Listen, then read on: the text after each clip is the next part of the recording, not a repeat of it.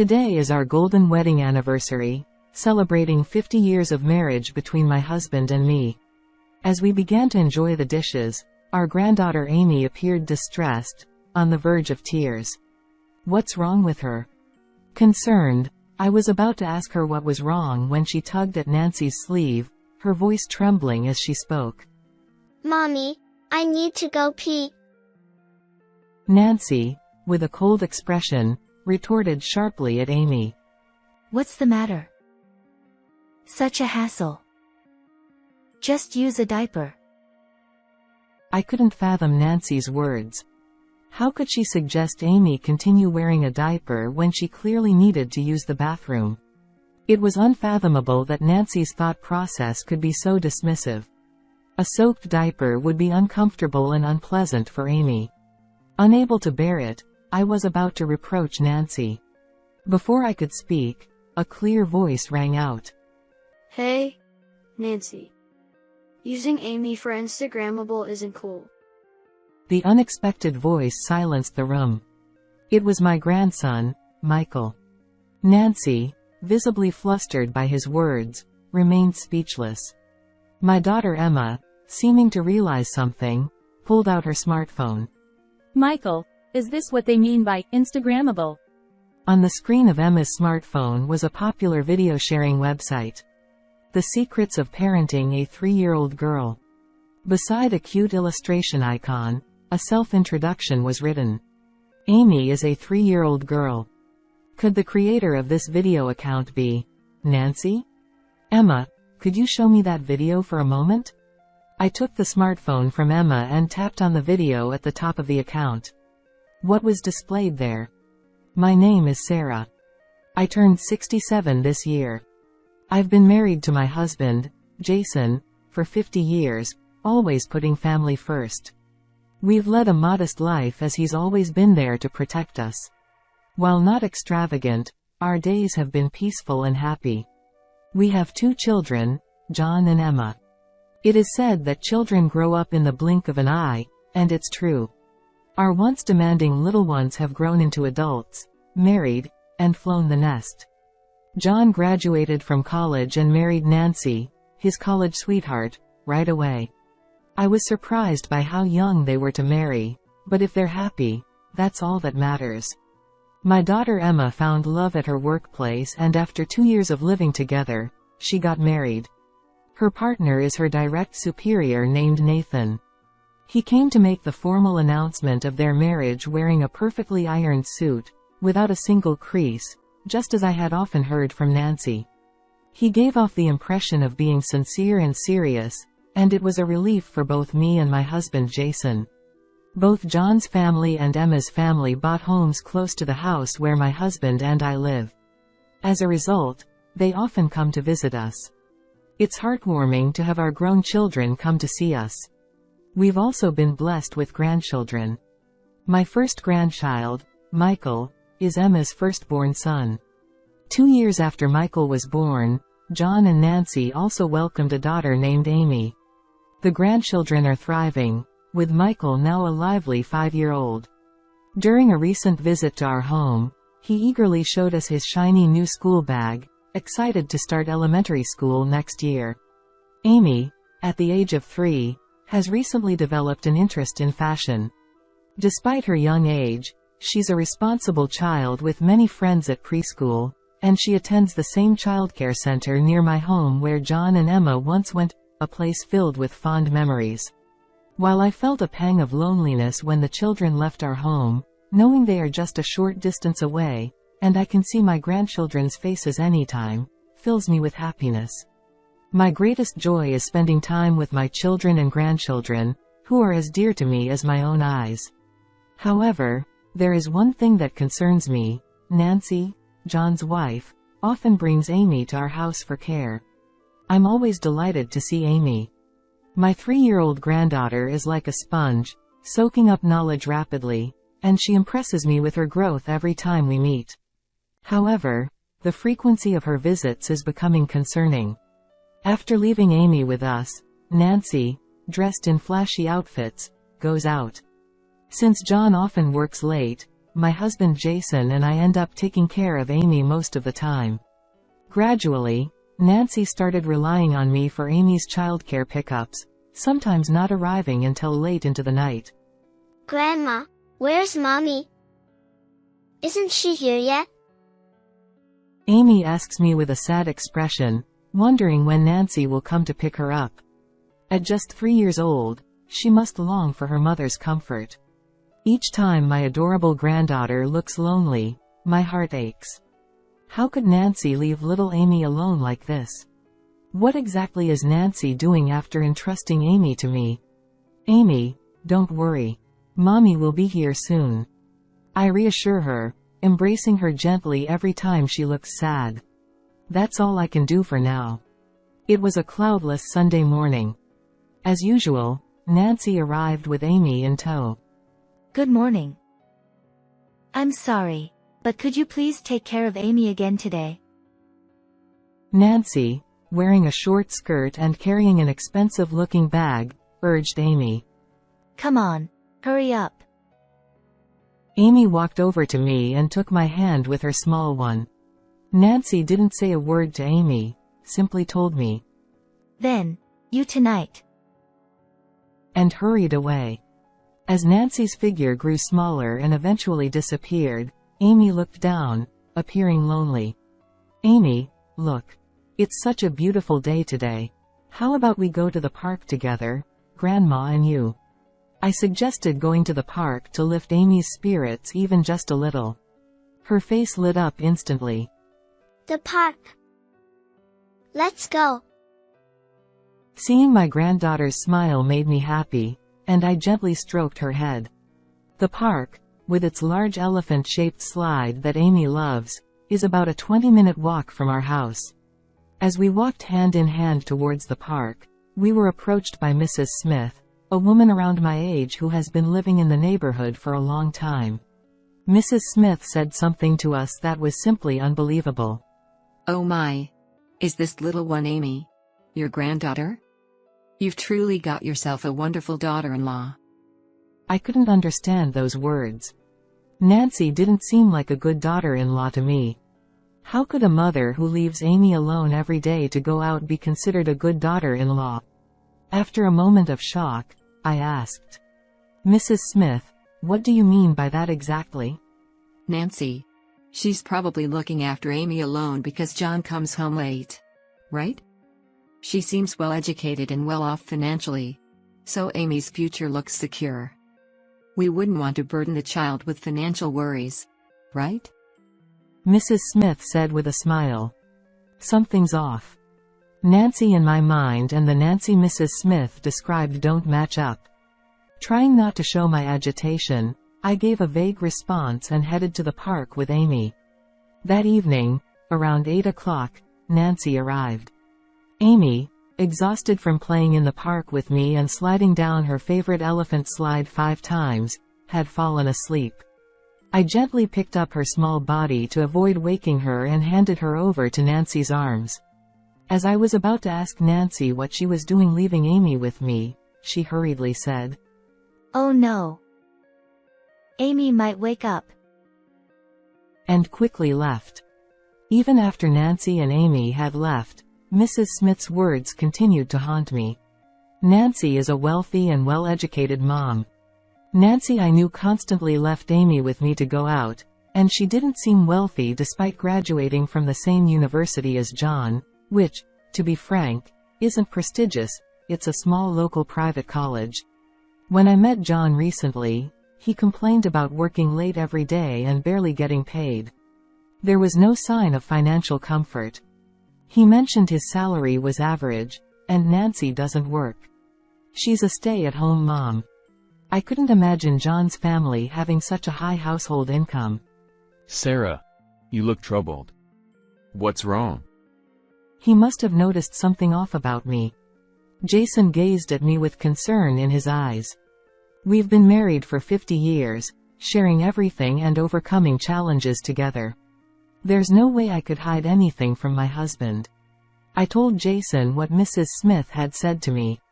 Nancy leaves Amy with me every day and goes out, and even my husband knew that Amy was feeling lonely. Yet, I felt uneasy about Mrs. Smith's impression of Nancy as a wealthy and well-educated mom.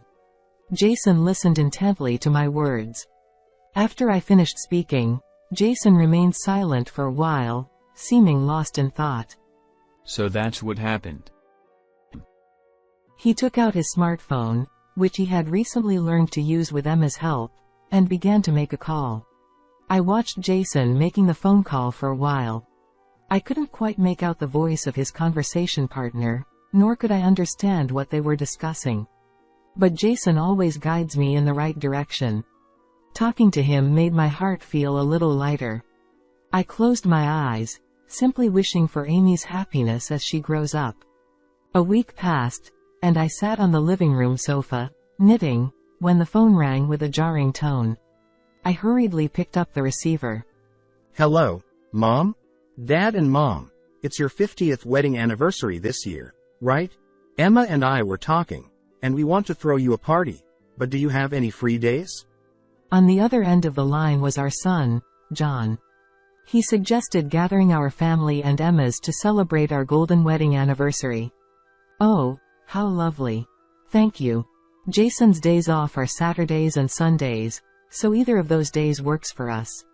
I informed John of Jason's work schedule. I felt joy and excitement at the thought of our children and grandchildren celebrating our golden wedding anniversary, and I couldn't help but feel elated. On a Saturday night a week later, 3 families gathered after a long time at a luxurious and renowned upscale restaurant in Tokyo known for its high hospitality standards. John had made the reservation. Nancy exclaimed, Wow! This is amazing. It's so luxurious. Excitedly, Nancy started taking pictures as soon as they entered the restaurant. Amy, stand over there. A little more to the right. Yes, perfect. She directed Amy, snapping several photos next to an elegant folding screen. Taking photos in a high-end restaurant isn't considered appropriate behavior as it can disrupt the ambiance and disturb others with the sound of the shutter.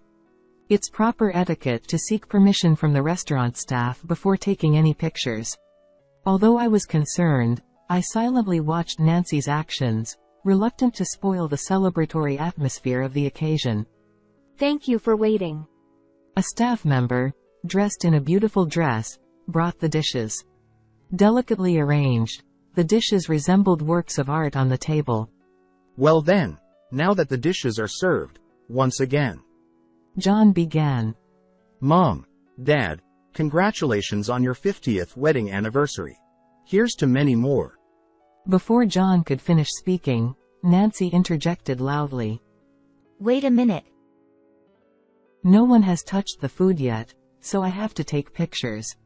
Nancy explained. So just hold on a sec. I was taken aback. Jason sitting next to me seemed equally exasperated. Emma, who was sitting across from her, couldn't contain herself any longer and spoke up. Nancy, hold on. This is a celebration for our parents. It's not the place to take pictures. It's just not proper. Nancy, visibly annoyed by Emma's comment, reluctantly put down her phone and turned away with a sulky expression. John looked uncomfortable, bowing his head. Mom, Dad, once again, from me, congratulations on your 50th wedding anniversary. Emma said. Emma. John. Thank you. Nancy's sulky attitude bothered me, but Emma's words were heartwarming. As everyone started eating, Amy seemed restless. She had a look on her face like she was about to cry, appearing unsettled. I wondered what was wrong with Amy. Just as I was about to ask her, she tugged on Nancy's sleeve and pleaded in a voice that sounded like she was about to cry. Mommy, I need to go pee. Nancy, approached by Amy's plea, put on an icy expression and snapped at Amy. What now? You're so annoying. Just use a diaper. I couldn't understand Nancy's words. I couldn't believe Nancy would say to just leave Amy in her wet diaper when she's complaining she needs to pee. Wet diapers get heavy and uncomfortable, and Amy would be uncomfortable too. I couldn't stand it and was about to confront Nancy when a clear voice spoke up before me. Hey, Nancy. Amy is a person, not a toy. The unexpected voice caused silence to fall over the room. It was Emma's son, Michael. With a stern expression, Michael continued. You can't use Amy for Instagrammable moments. Nancy, upon hearing Michael's words, appeared visibly flustered and couldn't say anything in response. Nancy's treatment of Amy is appalling. It's far from acceptable for a mother. As Emma seemed to notice something, she pulled out her smartphone. Michael, when you say Instagrammable, are you referring to this? On the screen of Emma's smartphone was a popular video site. Secrets of how to deal with a 3-year-old girl and kids. Next to a cute illustration icon, there was a self-introduction written. Amy is a 3-year-old girl. Could the poster of this video account possibly be Nancy? Yeah. This is Nancy's, right? When we went to Emily's house the other day, Emily's mom showed it to us. I recalled hearing about Emily's mom from Emma before. Emma and Emily's mom are the same age, and because Michael and Emily get along well, they are close. Emma, can I see that video for a moment? Taking the smartphone from Emma, I tapped on the top video on the account. The title was, How to Get a 3-Year-Old Who Hates the Toilet to Go.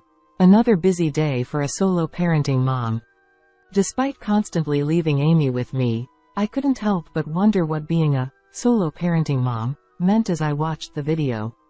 In the video, Amy crying and Nancy scolding her harshly were shown. Having interacted with Amy daily and knowing her well, I was certain. Though her face wasn't clearly visible, it was indeed Amy. I recognized her mother's flashy clothes, the same outfit Nancy wore when she came to pick up Amy the other day. Nancy's manner of speaking in the video was too extreme. Just do as you're told. Go to the toilet. Grabbing Amy's sobbing arm and raising her voice, Nancy seemed to be gripping her forcefully. Amy's thin arms in the video appeared congested. A cold sweat ran down my back. This was far too cruel. With trembling hands, I tapped on a video titled, Dealing with a 3-Year-Old in Their Terrible Twos, How to Fix Picky Eating Habits. The video began playing, showing Nancy forcefully pushing carrots into Amy's mouth as she complained they were too hard to eat. Another video titled, Sometimes Mom Needs a Break, How to Put Your Child to Bed Alone, depicted Nancy locking a tearful Amy in her bedroom and indulging in a solitary drink. As I watched the content of the videos, it became clear to me that this was not discipline but something far more disturbing, and I felt the blood drain from my face. Nancy, what on earth is this? Suppressing my rising anger, I turned to Nancy and quietly asked. This isn't me. It's someone else entirely. Nancy protested rapidly, her eyes darting back and forth. It was clear that something was very wrong. That's Nancy's videos. The person in the videos is her. Jason stated firmly. I asked Sarah about it the other day. Mrs. Smith from the neighborhood mentioned Nancy as a wealthy, education-focused mom who watches Amy alone while John is away. When I heard that, I became very skeptical. So, I decided to investigate. In the silence that followed, Jason's voice echoed. Nancy's eyes widened as she froze. Her body trembled slightly. I called Mrs. Smith and asked about Nancy. Apparently, Nancy herself asked Mrs. Smith to follow this account because she's the one posting it. I recalled the conversation with Jason when I consulted him about what Mrs. Smith, our neighbor, had said. At that time, the person Jason was speaking to on the phone was indeed Mrs. Smith. Emma, who had been listening to Jason's words, stood up with a startled expression. I've heard about that too. Nancy has been asking her mommy friends at the nursery to follow her video account. She wants support because she wants to become a famous video creator, right? Remembering Michael's words, which he said he learned from Emily's mom. I held my breath. Michael, Emily, and Amy all attend the same nursery. It's only natural that Emily's mom would hear about Nancy's video account talk. With Emma's follow-up, Nancy's face turned crimson as she shouted. That's not true. I didn't ask for anything like that. I just said I'd tell them if they wanted to follow. She said she'd tell them if they wanted to follow. Nancy's words echoed in my mind. I was convinced. So, that video account must indeed belong to Nancy. Nancy, earlier you said it wasn't yours, but this is yours, isn't it? I pointed to Nancy scolding Amy on the screen. Nancy finally seemed to realize the grave mistake she had made, and her face quickly paled. Seeing her reaction, Michael muttered. Telling her to go to the bathroom. Insisting on diapers today. If decisions are made based on Nancy's mood, Amy will have a hard time. Feeling hit at the core by Michael's words, Nancy slumped in defeat. Seeing this, John hurriedly stood up from his chair and knelt on the floor. His eyes firmly met ours. I didn't realize anything until Michael pointed it out. I've been working overtime just to increase income, not paying attention to what's happening at home. John confessed, tears welling up in his eyes and his voice trembling. Not knowing that Nancy was always leaving Amy with Mom, causing trouble for both Dad and Mom and ruining festive occasions. I'm truly sorry for Amy. John bowed deeply, tears falling onto his knees. John promised us that he would talk with Nancy alone when he got back. I watched silently until John, with Nancy and Amy, disappeared from view, wishing for John and Amy's future happiness. A few days later, as I was preparing dinner in the kitchen, the doorbell rang. Opening the door, I found John standing there. Mom, sorry for dropping by unexpectedly. Can I come in? John said with a serious expression. Sensing the gravity in John's demeanor, I thought there must be something important. Of course, this is your home too. Come on in, I said, ushering John into the dining area where Jason was sitting. John took a seat across from us and began to speak. Mom, Dad, sorry for the sudden visit. Nancy and I have had a discussion since then. I've decided to divorce Nancy. I came today to explain everything clearly. John's voice was firm, showing his determination. Nancy has been excessively scolding Amy on a daily basis. I confirmed it with Amy as well. Plus, she had accumulated a significant amount of debt from consumer loans. John continued. His words triggered a memory in me. On the day when Nancy's video account was discovered, Jason and I checked Nancy's videos together. Her posts mainly consisted of videos labeled as training for Amy and introductions to luxury brand bags and clothing. Mrs. Smith from the neighborhood had mistaken Nancy for being wealthy after watching her videos showcasing luxury bags. She hadn't watched the videos scolding Amy, she had only glanced at the titles, assuming she was providing thorough education, leading to a misunderstanding. The numerous luxury brand items Nancy showcases easily surpass $10,000 each. At that moment, I couldn't help but wonder where she was getting the money to afford such expensive purchases. Could that debt be for buying the brand items Nancy showcased in her videos? John nodded in response to my remark. Nancy had been borrowing money to purchase brand items and showcase them on her video account. The debt kept mounting, and she was resorting to borrowing more money to repay it. Since Nancy had disposed of the reminders arriving at home before John could see them, he remained unaware. By featuring high-end brand items and sharing parenting experiences on video sites, she gained numerous views and attention. Nancy started feeling superior, equating views and attention to being better than others, and becoming obsessed with what's Instagrammable. Nancy refused to confront the mounting debt she was accumulating. It seemed she resorted to drinking and avoiding reality while I entrusted Amy to her care. After finishing his explanation, John bowed his head towards us. Mom, Dad, from now on, I'll prioritize Amy over everything else in my life. I'm truly sorry for causing trouble. John. He then left, saying he would discuss the divorce proceedings and gain custody of Amy with Nancy again. A few days later, John called. Mom? It's settled that Amy will continue living with me. It seemed John and Nancy had been at odds over Amy's custody and had been negotiating. Today, it was resolved that John would be granted custody. Nancy insisted on having custody of Amy, but Amy expressed her desire to be with John.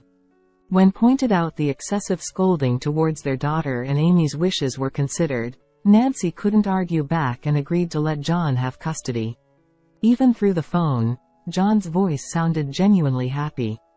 After divorcing John, Nancy's reputation quickly deteriorated, and she fled town. A year passed. John sold his house and now lives with Amy and us. Meanwhile, Nancy is said to be living alone in a rundown apartment in a distant city.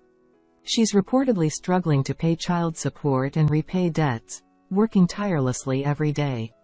It was a cloudless, sunny Sunday afternoon. Emma and Michael were visiting today. As I sat knitting on the living room sofa, I heard joyful laughter coming from the backyard. I got up and joined Jason on the veranda. Jason, I heard laughter and had to come see what's going on. I said. Amy was happily playing ball with Michael, who had come to visit. Meanwhile, John and Emma watched them with gentle eyes. Jason, I'm so glad. Seeing those kids so happy fills my heart with joy. I said, deeply moved. Jason nodded solemnly and held my hand. I returned the gesture, looking out at the children and grandchildren in the yard. I wished Nancy would appreciate Amy's happiness instead of just focusing on her video account's followers and views. Amy's radiant smile lit up under the sun, sparkling brightly. From now on, I'll protect that smile. That's what I truly believed in my heart.